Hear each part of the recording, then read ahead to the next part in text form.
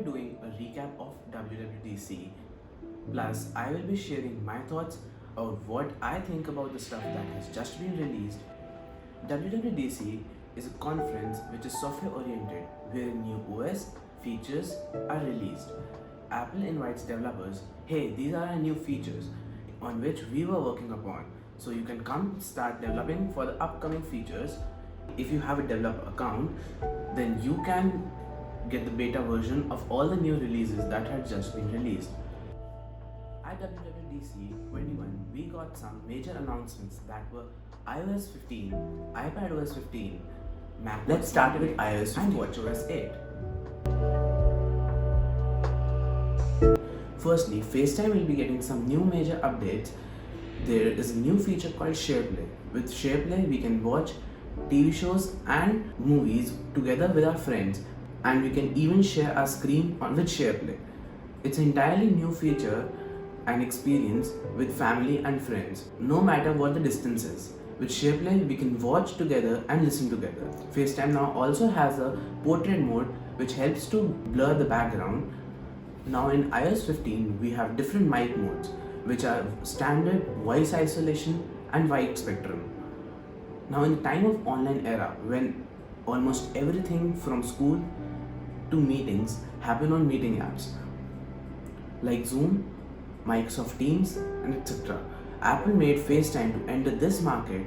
Now with FaceTime, we can join FaceTime calls via web links from Android and PCs. We will be getting the new emojis which have some special customizations for appearance and some hairstyles and headgears. Let's talk about a new feature. This feature has been actually in news for a long time, and many sources also rumored this. It is the new notification advancements, and this is called Focus by Apple. There are some special profiles or some special settings that you can enable according to what type of activities you are doing. And this is something similar to what we had like the driving mode in iOS 14. Similar to that, but we have some special advancement and new additions like that in iOS 15. Also changing these in the focus will also change your status in messages. Now let's move to Safari on iOS 15. Now we can install extensions on Safari. That's a really good feature. Now Safari also has a new feature called tab groups, which will help to properly organize our tabs in the form of groups. These tab groups will be synced via iCloud to our other Apple product. Now one of my favorite feature is live text. With this, you can even search the text embedded in your photographs, be it the screenshots or the normal captured photos from your camera. And there are some minor enhancements in Spotlight, and now even Spotlight has a live text feature built in. And here's a small list on which all devices will be supporting iOS 15. That's all for iOS 15. Let's move to iPadOS 15. Finally, we got the most wanted feature to iPadOS, that are widgets that can be placed anywhere on the home screen and app library. 90% of the features are exactly same as iOS 15, but some features are exclusive to iPadOS. Like we got some advanced multitasking features.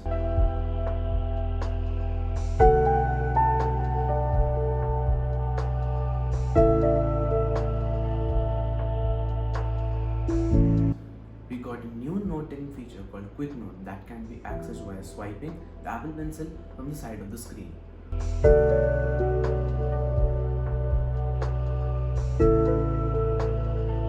Also, now in Notes, we have tags which help to sort notes easily.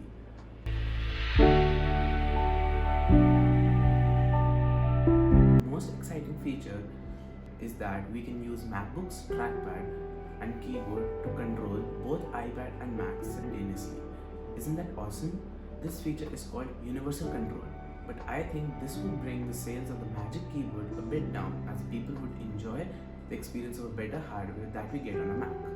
But many people also wanted the Pro apps like Final Cut Pro X, Xcode for iPad. The main reason for expecting this was obvious. This year we got an iPad Pro M1, but we got nothing out of both. But we got something that was related to Xcode but not actually Xcode. Apple gave the ability to make iPhone and iPad apps using an iPad that is made possible via Swift Playgrounds. Here's a list of devices which can run iPadOS 15.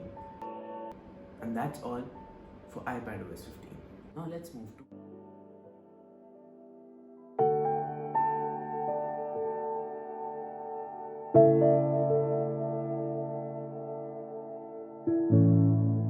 macOS Monterey.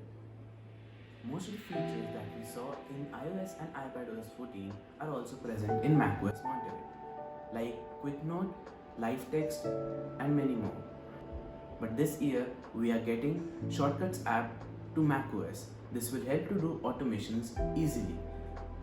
In the prediction video of Justine Izare, aka iJustine, Monterey.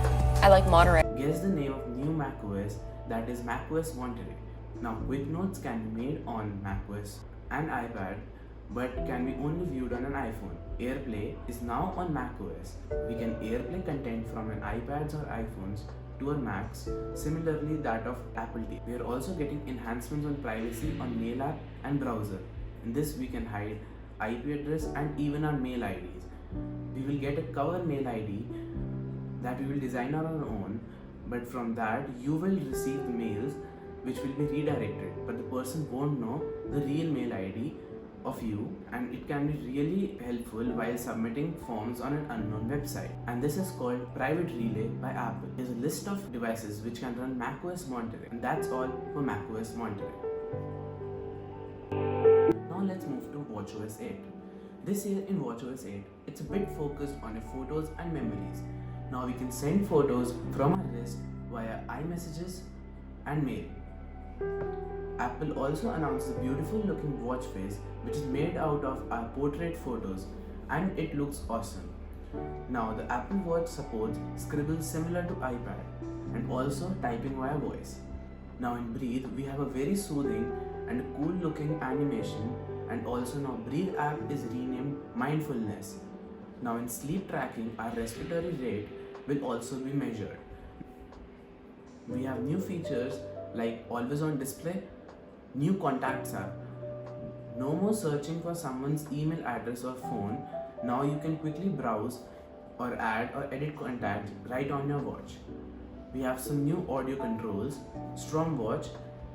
This is a feature from Weather app on Apple Watch. Now it supports severe weather notification, and now we can get next hour precipitation alerts and see rain intensity too.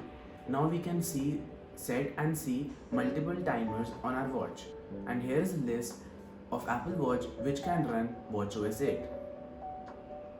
And thank you guys for watching. Let me know some video suggestions in the comments down below. And thumbs if you liked it, subs if you loved it, and I will see you guys in the next one. Till then, goodbye.